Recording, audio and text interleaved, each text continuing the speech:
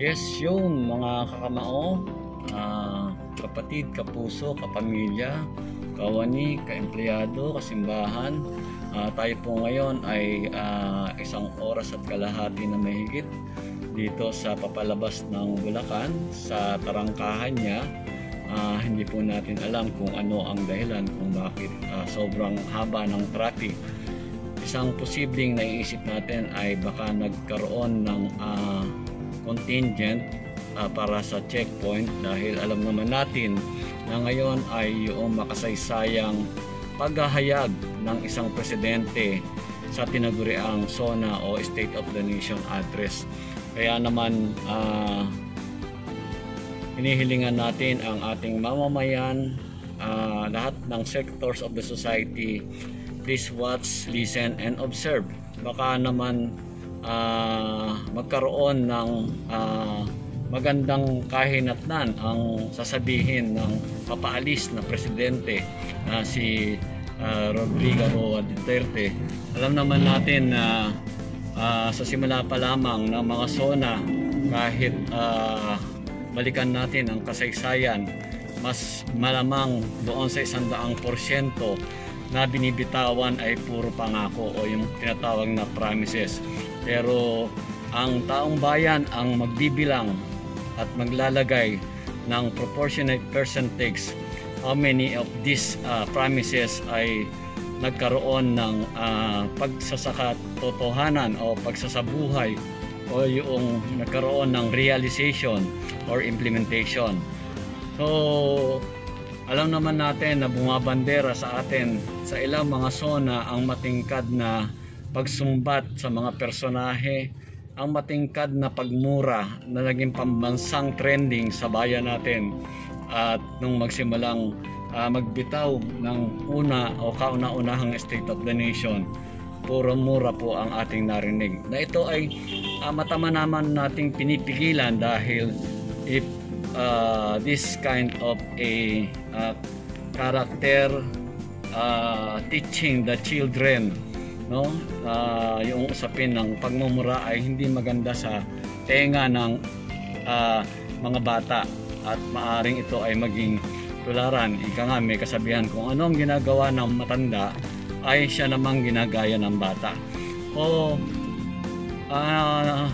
bantayan natin ang ating pambansang kalagayan pagkatapos ng ilang mga taon. Ano na ba ang mga realization, ano na ba ang mga naibigay na mga batayang pangangailangan ng mamamayan o yung tinatawag na sectors of the society. Kaya iilan lamang ang nagkakamit ng ganitong pananagumpay. Okay, mamaya babalik po ako sa inyo at kakat lang po ako ng konti. Yes, medyo nakakat tayo ng konti. Napalapit tayo ng kaunti dito sa bungad at tarangkahan upang makalabas tayo ng Bulacan. Balikan ko po kayo later. Salamat po. Yes, yun. Hanggang ngayon ay naririto tayo sa Quirino Highway dahil sa traffic na nararanasan natin. Hindi natin alam kung anong dahilan ang traffic na ito. Baka sa tarangkahan o sa boundary ng Bulacan, Caloocan ay mayroong contingent na nakalatag, at baka iniisa-isa ang mga sasakyan, kaya bumabagal yung pagtakbo ng sasakyan. At ito rin naman yung araw ng huling SONA ng presidente, yung State of the Nation Address, at kailangan natin itong maobserbahan at masaksihan, mapanood at makinig. Yan lamang po, at babalik po ako mamaya-maya. Yes, yun. Hanggang ngayon ay naririto po rin tayo sa may tarangkahan ng Bulacan at ang papasok ng Caloocan. Medyo matraffic po ngayon. Hindi natin alam kung ano ang kadahilanan kasabay ng State of the Nation Address ng ating kasalukuyang Pangulo at ang kasalukuyang administrasyon. Mamaya ay magbibitaw na naman ang ating Pangulo ng kanyang mga pananalita kaugnay doon sa SONA, State of the Nation Address.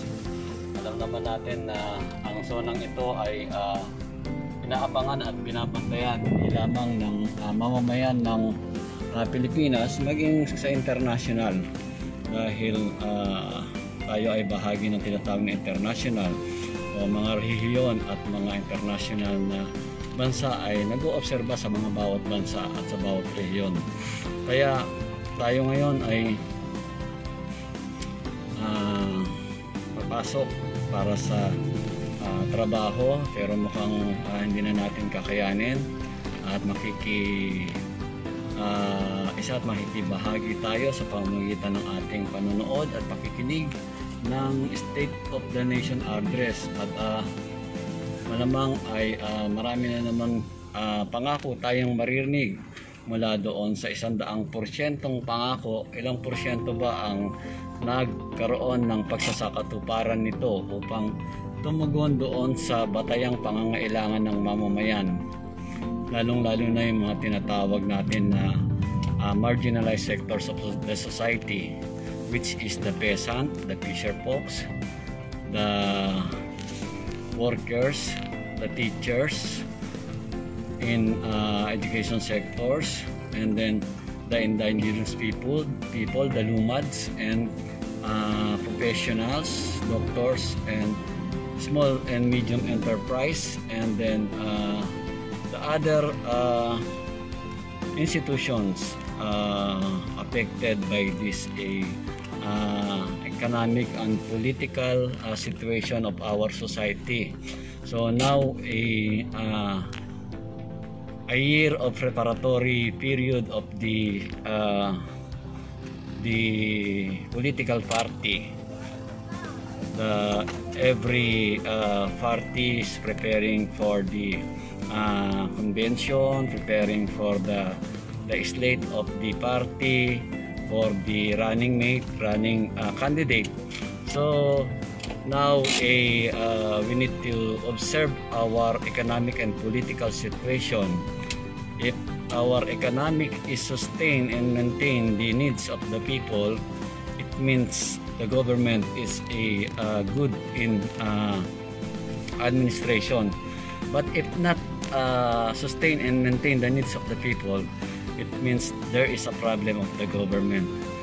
There is the loophole of this the program and plan of the government.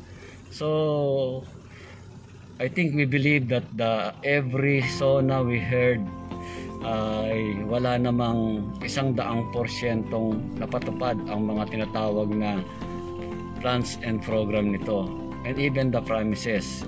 Kaya i-observe po natin yan from the past and the late dictatorship, or before the late dictatorship, is no 100% the promises done in our country.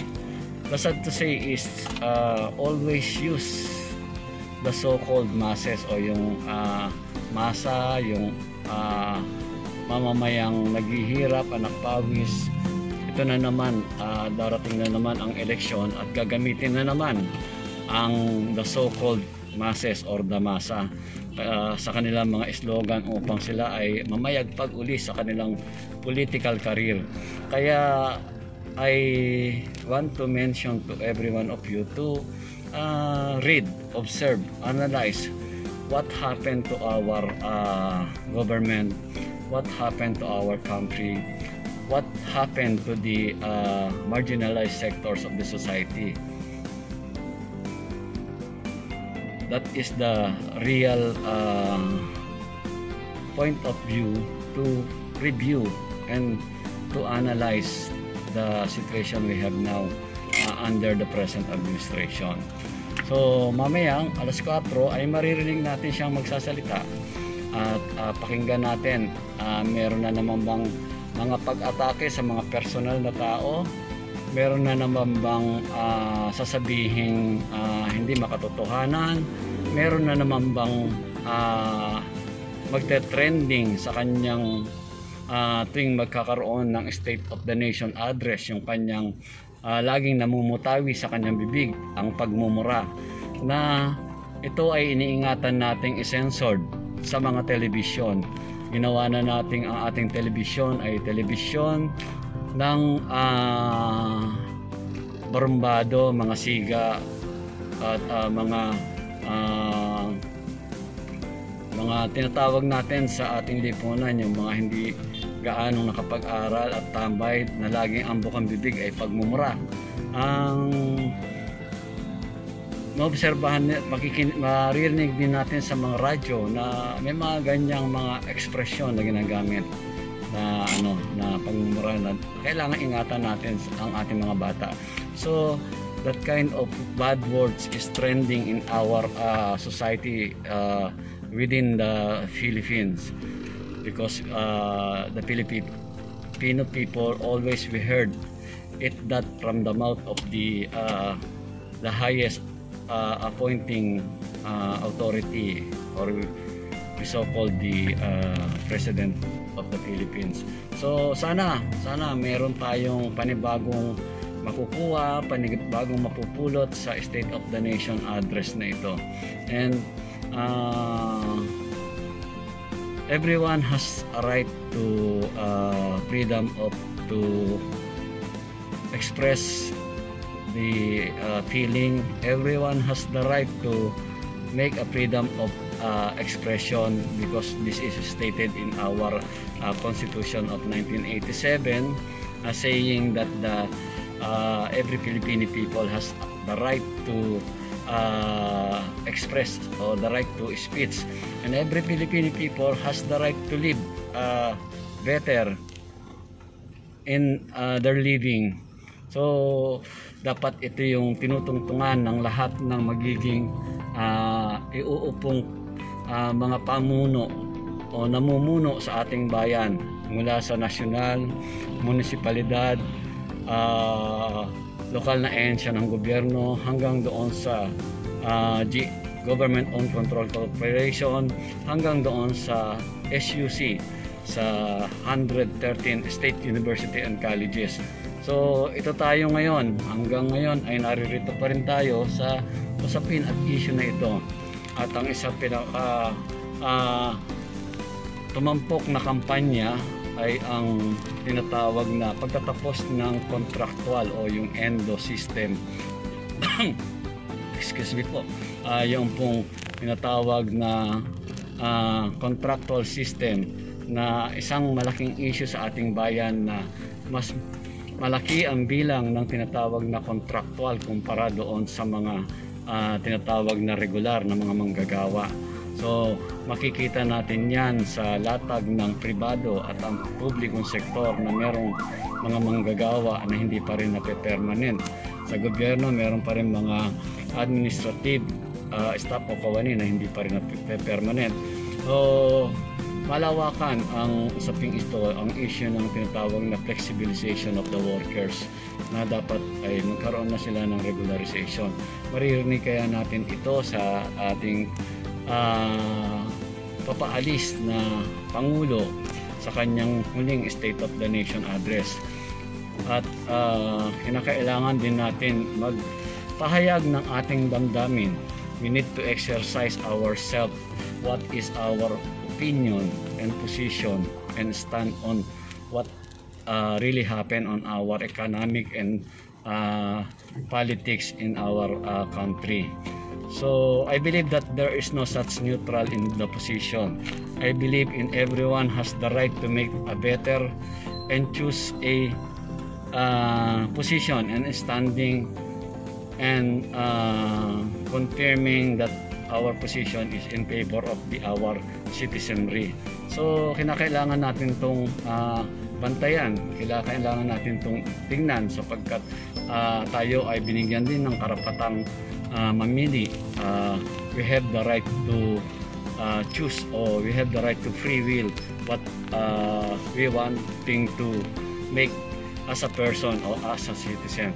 So mga kababayan, mga kapatid, kapuso, kapamilya, kawani, ka-empleyado, kasimbahan, kakamao. Until now, I am here at the boundary of the Bulacan and Caloocan. So it's about 2 hours waiting for the passing of the motorist and then the vehicle, always usad pagong. Kaya ito tayo ngayon, patuloy na naririto at naghihintay na makalabas dito before we go to the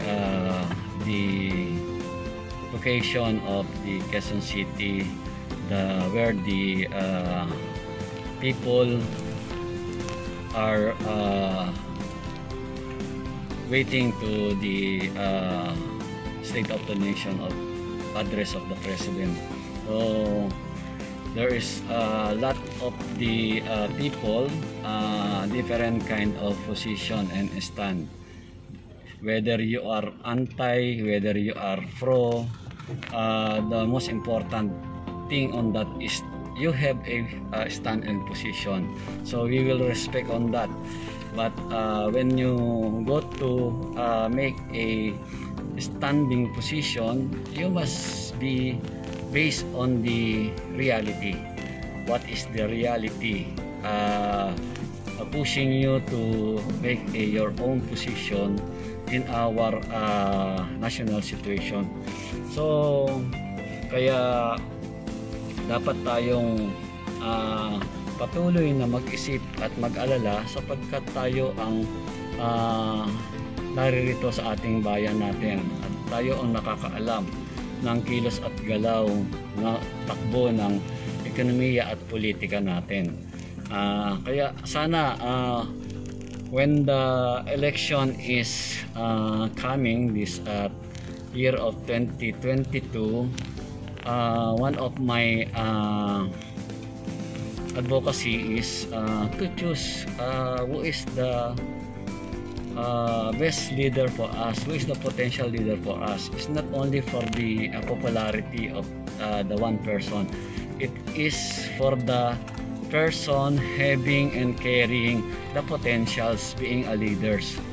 So don't pick the person by pushing and by picking the parties for running the government position is a reason to pick as our bet in election. So for me, my advocacy is to watch and observe and listen and find the ways to read the person wanting to running for the election this coming 2022. And makikita naman natin yan doon sa kanilang mga track data, what the track data of the person especially presently seated in the government, and what the data, what him profiles stated that this person is doing their duties and responsibility as a lawmakers, as a servant of the people, serving in a government position. So my advocacy is here, be both wisely and choose by our conscience to pick who is the best leader for us. So now, until now, I am here at the tarangkahan ng Bulacan. So I'm waiting for the passing of the car. So kaya ito, medyo minaximize natin ang ating pagbibideo para naman hindi tayo mainit at habang hinihintay natin na tayo ay makalabas dito sa pagkakakulong sa jam-packed traffic na ito sa Along Quirino Highway. Kaya we need to be go through to the following city like Caloocan and Quezon City or Manila. So I will go back to you, my friend, my kababayan, and I will control my safety and wheels of my car. See you later.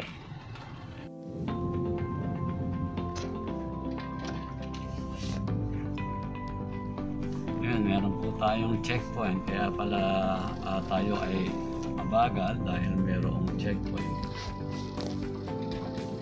Meron tayong checkpoint. Exactly, may checkpoint.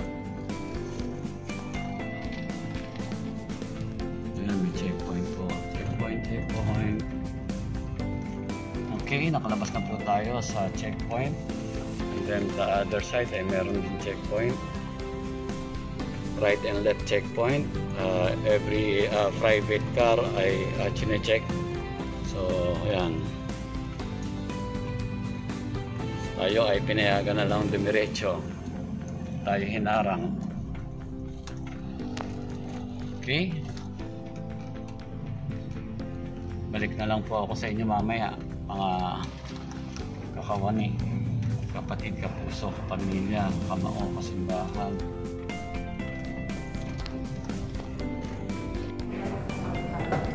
Yes, yun, mga kapatid, kapuso, kawani, kapamilya, ka-empleyado, kasimbahan. Ngayon po tayo ay nakalabas na sa isang lugar. Nakalabas na tayo sa bayan ng Bulacan at tayo ngayon ay pasamantalang humimpil dito sa may lugar ng Quezon City upang matamang antabayanan at bantayan ang magaganap na SONA o State of the Nation address. Ang aking mga pinahayag ay bahagi ng buhay na karasan at pagkakaalam natin sa sitwasyon at kalagayan ng ating bayan. Naway ang aking paglalakbay kasama kayo na nakikinig ay nakapulutan nyo ng aral. At anumang aral ito ay kayo naman din ang magpapasya sa sarili kung ito ay makakabuti sa inyo o hindi. Ang isang mahalaga rito ay yung ating panawagan na panoorin, makinig at obserbahan natin ang magiging takbo ng State of the Nation address sapagkat yan po ang magiging tungtungan natin sa pagmarka at paggrado sa isang public servant na katulad ng ating Pangulo na si President Rodrigo Roa Duterte, na sa kanyang naunang SONA ay marami siyang mga binitiwang mga salita na magbibigay ng assurance sa bawat isa sa atin, lalo na sa mga manggagawa na naghahangad na matapos ang kanilang matagal ng status ng pagiging contractual endo at yung kanilang usapin ng pribilehiyo at benepisyo. Maging din sa mga peasant, sa mga magsasaka na nagnanais na tumaas at hindi baratin yung kanilang mga crops and kanilang mga inaani na mga pagkain na binibigay sa pamamagitan ng kanilang malikhaing kamay na tayo ay nasusustinahan ng pagkain na ito. Ganon din ang mga mangingisda na umaasa na magkaroon ng kontrol doon sa pag-usapin ng palaisdaan o pangisdaan na saklaw ng ating teritoryo. Ganon din ang sektor ng mga indigenous people at lumad na patuloy na umaasa na hindi ang kanilang ancestral land o yung kanilang mga minanang lupa at lupain. Ganon din ang mga guro sa sektor edukasyon ay umaasa ng pagtaas ng sahod sa pamamagitan ng hindi lamang sa SSL4 maging ang papalapit na SSL5 na sana ay magkaroon ng katuparan. Higit ang pagkakaroon ng across the board salary increases sa mga sektor ng mga guro sa education sector. Ang lahat ng ito ay napapailalim sa pambansang kalagayan, kaya kinakailangan natin na suriing maigi, basahin, analisahin ang ating pampolitika, pang-ekonomiyang kalagayan, higit ang nalalapit na eleksyon at nararamdaman natin ang bangayan ng bawat isa sa ating lipunan ngayon, no? Dalawang malalaking partido ang matingkad ngayon at ang ilang mga sumusunod na mga panggit ng partido na nagnanais din lumaho at magpartisipa sa nalalapit na eleksyon. Kaya muli ay kakatukin ko kayo sa pamamagitan ng aking panawagan na sa ating mag-aanim na taon na pag-obserba sa takbo ng ating bayan, sa ating ginawang pagboto, naging karapat-dapat at naging makabuluhan kaya ang boto natin. Kaya ang isang panawagan natin ay bumoto tayo ng naaayon sa tinitibok ng ating puso at isipan na may kaakibat na mga basihan at batayan sa pagpili sa isang servant leader. Kaya ang aking panawagan, vote wisely and vote consciously and vote with the conscience, with bumoto po tayo na mayroong gabay ng ating konsensya at gabay ng ating Panginoong Diyos. Muli, ako ay papailang lang sa inyo sa ere sa mga susunod na mga paglabas ko at inaanyayahan ko po kayo na mag-subscribe sa aking YouTube channel, Samuel Santiago channel, at upang magkaroon tayo ng malawak na spectrum o malawak na saklaw ng pagbabahagi ng ating munting kaalaman at karunungan sa mga bagay-bagay na dapat nating ibahagi. Yun lamang po ang aking pong panawagan ay patuloy natin isuot ang ating face mask, face shield, keep social distancing, and always take care of ourselves. Always remember health is wealth, and may kasabihan nga ang medical sectors ay cure is better than prevention, or prevention is better than cure. Yun po ang aking maiiwan sa inyo. Muli, magandang tanghali po sa inyong lahat. Mabuhay po tayo.